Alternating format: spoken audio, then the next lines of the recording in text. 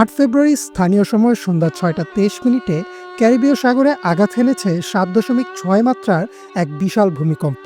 শুধু তাই না, বছর শুরু হতে না হতে বাংলাদেশেও অনুভূত হয়েছে বেশ কয়েকটি ছোট ও মাঝারি মাত্রার ভূমিকম্প। ১৪০০ বছর আগে মহানবী সাল্লাল্লাহু আলাইহি ওয়াসাল্লাম বলেছিলেন, কিয়ামতের অন্যতম বড় আলামত হচ্ছে ভূমিকম্প বেড়ে যাওয়া। এমনকি কিয়ামতের প্রধান ১০টি আলামতের ৩টিই হচ্ছে ভূমিকম্প। তাহলে কি আমরা চলে এসেছি পৃথিবী ধ্বংসের দ্বার প্রান্তে? বর্তমান সময়ে ক্রমাগত বৃদ্ধি পাচ্ছে ভূমিকম্প। স্ট্যাটিস্টিয়া.com এর তথ্য মতে বিগত ১০ বছরে পৃথিবী জুড়ে মোট ১,৪৬,৬১৮টি ভূমিকম্প হয়েছে।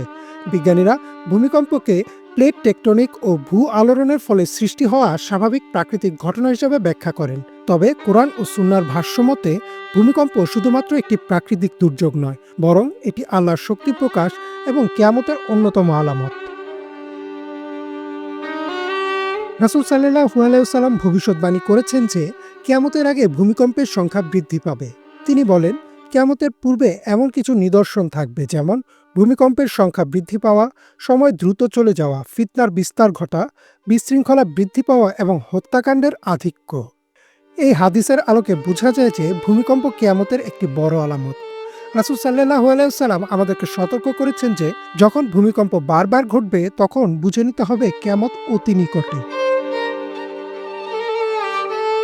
এছাড়াও পবিত্র কোরআনে মহান আল্লাহ বলেন, যখন পৃথিবী আপন কম্পনে প্রচণ্ড কাঁপবে এবং তার গর্ভস্থ সবকিছু বের করে দেবে, তখন মানুষ বলবে, এর কি হলো? সেদিন সে তার সব খবর জানিয়ে দেবে, কারণ তোমার রব তাকে আদেশ দিয়েছেন। এই আয়াতগুলো কিয়ামতের দিন সংঘটিত হওয়া এক মহা ভয়াবহ ভূমিকম্পের কথা বর্ণনা করেছে। তবে অনেক মুফাসসিরগণ বলেন যে এই আয়াতগুলো কিয়ামতের প্রাক্কালে ঘটা বিভিন্ন ভূমিকম্পকেও নির্দেশ করে, যা মানুষের জন্য সতর্কবার্তা। এছাড়াও একাধিক সহিহ হাদিসের বর্ণনা অনুযায়ী কিয়ামতের আগে যে প্রধান 10টি আলামত প্রকাশ পাবে তার 3টি হচ্ছে বিশাল ভূমিকম্প, যার একটি হবে পূর্বে, একটি পশ্চিমে আর একটি আরবীয় উপত্যকায়। এই ভূমিকম্পগুলো এত বেশি ভয়াবহ হবে যে জমিন ফাঁকা হয়ে যাবে আর উপরের সবকিছু মাটির নিচে চলে যাবে।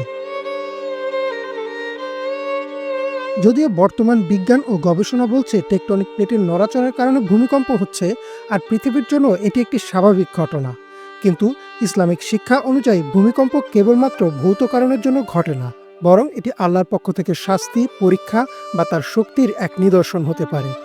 রাসূল সাল্লাল্লাহু আলাইহি ওয়াসাল্লাম বলেছেন, যখন কোনো জাতির মধ্যে ব্যভিচার বৃদ্ধি পায়, সুদ প্রচলিত হয় এবং মানুষ আল্লাহর স্মরণ থেকে বিমুখ হয়, তখন ভূমিকম্প ও প্রাকৃতিক দুর্যোগ তাদের উপর নেমে আসে। বর্তমানে আমরা দেখতে পাচ্ছি যে বিশ্বব্যাপী নৈতিক অবক্ষয় বৃদ্ধি পাচ্ছে, ইসলামিক বিধান লঙ্ঘিত হচ্ছে, সুদ ও হারাম কাজ ছড়িয়ে পড়েছে, আর একই সাথে বিভিন্ন দুর্যোগ ও ভূমিকম্প আমাদের সামনে এক কঠোর সতর্কবার্তা নিয়ে আসছে। মহান আল্লাহ ও তার রাসূল সাল্লাল্লাহু আলাইহি সাল্লাম আমাদের শিখিয়েছেন যে কোনো বিপদ আপদ থেকে রক্ষা পেতে আল্লাহর কাছে আশ্রয় প্রার্থনা করা উচিত। ভূমিকম্পের সময় ও পরবর্তী সময় বেশি বেশি তওবা করা, ইস্তেগফার করা এবং নেক আমলের দিকে মনোযোগী হওয়া উচিত। রাসূল সাল্লাল্লাহু আলাইহি সাল্লাম বলেন, তোমরা আল্লাহকে স্মরণ করো, তওবা করো, কারণ এগুলো আল্লাহর ক্ষমতার নিদর্শন। ইমরান মাহমুদ, বাংলা ভিশন।